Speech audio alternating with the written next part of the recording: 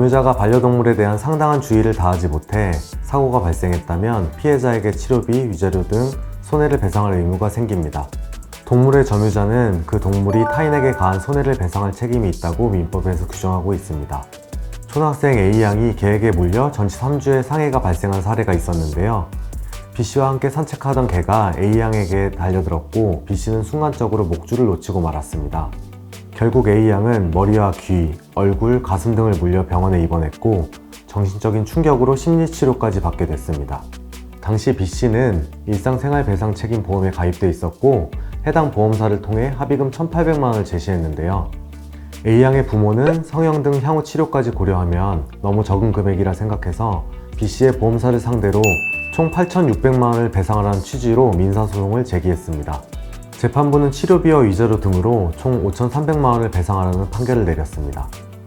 동물의 점유자인 B씨는 개가 다른 사람을 물지 않도록 예방할 주의 의무가 있는데 당시 입마개 등 안전장치를 하지 않았고 목줄을 제대로 잡지도 않았으며 사고 즉시 개를 떼어내지 못하는 등 동물의 점유자로서 보건상 주의 의무를 다하지 못했다는 점을 지적했습니다. 이에 따라 보험사가 A양에게 위자료 3,000만 원과 치료비 2,300만 원, 총 5,300만 원을 배상하라는 판결을 내렸습니다.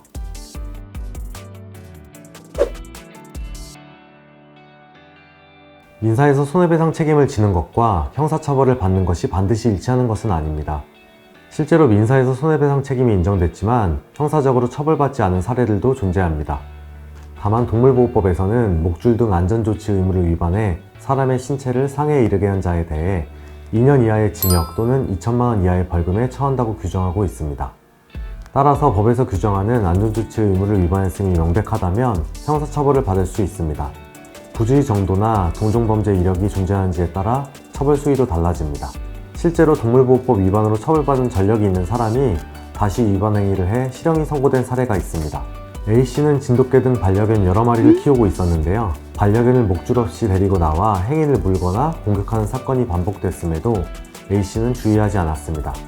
결국 A씨는 피해자들의 신고로 기소돼 동물보호법 위반, 과실치상 등의 혐의로 징역 6개월과 벌금 400만 원을 선고받았습니다. 재판부는 범행 경위와 방법, 기간, 피해 정도 등에 비춰봤을 때 죄책이 가볍지 않고 동종범죄로 여러 번 처벌받은 전력이 있는 점, 피해자들로부터 용서받지 못한 점 등을 고려했다며 양형 이유를 밝혔습니다.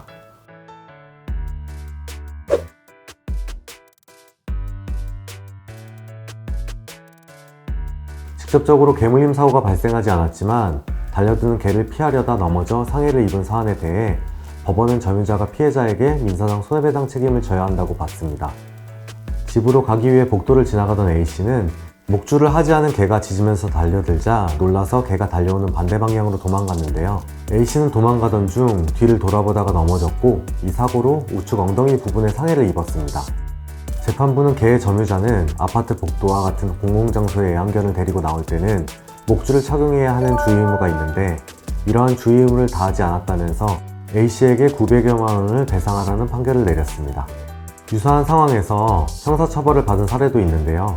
노인 A씨는 길을 가던 중 B씨의 반려동물이 짖으면서 달려들자 이에 놀라 넘어져 상해를 입었고 B씨는 과실치상죄로 기소됐습니다. B씨는 반려견의 목줄을 풀은 채로 휴대폰을 보면서 걷는 등 반려견에 대한 관리를 소홀히 했는데요. 재판부는 외출 시에는 목줄 또는 가슴줄을 하거나 이동장치를 사용해야 하는데 B씨가 이러한 의무를 이행하지 않아 A씨가 상해를 입었다고 판단해 B씨에게 벌금 150만 원을 선고했습니다.